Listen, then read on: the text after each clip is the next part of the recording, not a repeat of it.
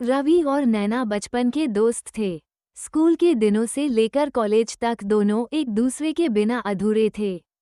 हर सुबह रवि उसके लिए एक चॉकलेट लाता था और नैना हमेशा उससे कहती, तू ना बदलना कभी। लेकिन वक्त बदल गया। कॉलेज खत्म हुआ, लाइफ की रफ्तार तेज हो गई। नौकरी, फैमिली और सपनों के बीच रवि और नैना के बीच डिस्टेंस आ गया। एक दिन रवि को पता चला नैना शादी कर रही है। उसने मोबाइल उठाया, मैसेज लिखा, खुश रहना नैना, तू मेरी दुआओं में हमेशा रहेगी। लेकिन सेंड करने से पहले उसने मैसेज डिलीट कर दिया। सिर्फ एक दिल की आवाज़ लिखी, ग्रेटर दैन, बस एक बार मिल ले। पर नैना ने मैसेज कभी देखा ही नहीं। शादी के 2 दिन बाद रवि के एक्सीडेंट की खबर आई। उसके फ़ोन में वो मैसेज अभी भी ड्राफ्ट्स में पड़ा था और नैना जब शादी के बाद उसका फ़ोन देखा तब उसकी आंखों से आंसू रूके नहीं। वो बैठकर बस एक बात बोलती रही, ग्रेटर दैन। ट्यून बोला था ना, तू कभी नहीं बदलेगा, पर तू छोड़ गया मुझे, रवि। दिल टूटना। पार्ट 2। 5 साल बाद। 5 साल बीत चुके थे। नैना की शादी तो हो गई थी, पर दिल अब भी कहीं रुक गया था। ड्राफ्ट्स वाले मैसेज के पास। एक शाम वो अपने घर की पुरानी फाइल साफ कर रही थी, तब उससे एक पुराना डायरी मिला। पर लिखा था, greater than, Raviz last note. उसके हाथ कांप गए। डायरी खोली, पहला ही पेज लिखा था, ग्रेटर दैन, नैना, अगर कभी ये डायरी तुझे मिले तो समझ लेना मैं गया नहीं, बस रुक गया हूँ, वही जहाँ ट्यून कभी ना बदलना कहा था। उसके बाद कुछ स्केचेस दी नैना के, उसके फेवरेट फ्लावर, फेवरेट चॉकलेट और एक छोटी सी लाइन लिखी थी, ग्रेटर दैन, मुझे माफ कर देना, मैं तुझे जाने नहीं दे पाया। नैना डायरी पकड़कर रोने लगी। उसके पति अंकित ने पूछो, ग्रेटर दैन, कौन था ये रवि? नैना चुप रही, फिर धीरे से बोली, ग्रेटर दैन, वो जिसे मैंने कभी आई लव यू नहीं कहा, पर दिल ने हर दिन बस उसी से कहा।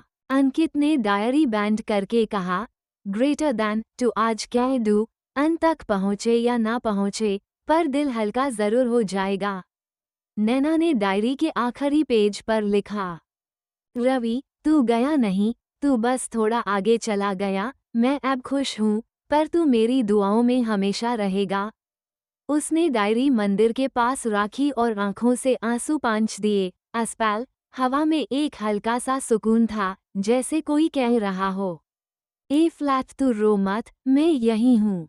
Cherry blossom. 1 साल बीत गया था। नैना अब अपनी लाइफ में संभाल चुकी थी, हस्बैंड अंकित और एक छोटी सी बेटी रिया के साथ। जिंदगी नॉर्मल थी, पर कहीं ना कहीं एक खामोशी अब भी थी, वो खामोशी जहाँ रवि था। एक दिन नैना के कॉलेज का रियूनियन था, सब पुराने दोस्त मिले, हंसी मजाक हुआ। तब उसके एक पुराने दोस्त नीरज ने कहा, ग्रेटर दैन, नैना, तेरे लिए कुछ छोड़ा था रवि ने, उसके एक्सीडेंट के बाद मुझे मिला था।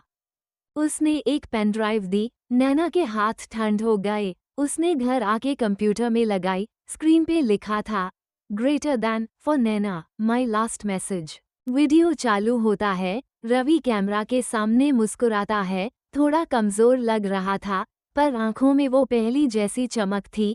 ग्रेटर दैन, नैना, मुझे पता नहीं कब तक रहूंगा, पर अगर कभी तुझे ये वीडियो मिले तो ये समझ लेना कि मैंने कभी गुस्सा नहीं किया, मैं बस चाहता हूँ तू खुश रहे, और अगर तुझे कभी बेटी हो तो उसका नाम रिया रखना, क्योंकि मुझे हमेशा लगता था अगर हम दोनों के बीच सब ठीक होता तो मेरी बेटी का नाम रिया होता। नैना वीडियो देख के जम सी गई। आंसू उसके गाल पे बह रहे थे और उसकी बेटी रिया उसके पास खेल रही थी। वो मुस्कुराई, स्क्रीन को छुपके से छू लिया और धीरे से कहा, तू गया नहीं रवि, तू मेरी बेटी के रूप में वापस आ गया। पुष्पनकाल।